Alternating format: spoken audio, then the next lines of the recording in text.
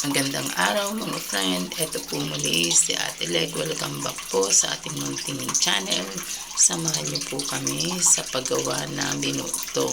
Ayan po ang binabad na malagkit at nilagay po natin sa daon ng saging. At yan po ay lalagyan ng gata. Ang gata nga po pala ay kailangan timplahan nyo rin ng mga pampalasa tulad po ng asin. At ang gata po ay ilalagay po sa dahon ng saging kasama ng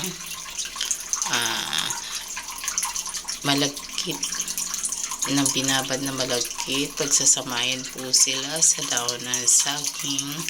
Ayan po, at yan po ay isisealed or tatalian po para hindi po matatapon.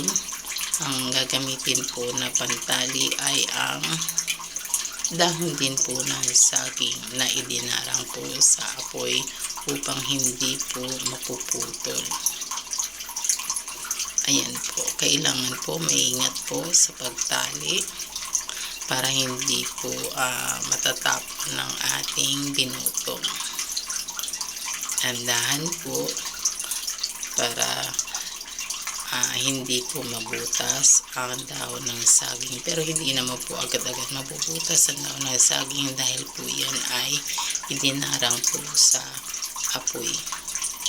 Ayan po, tinatalian na ng aking pinsan at yan po ang mga dahon ng saging na idinarang po natin sa apoy upang hindi mapupunit.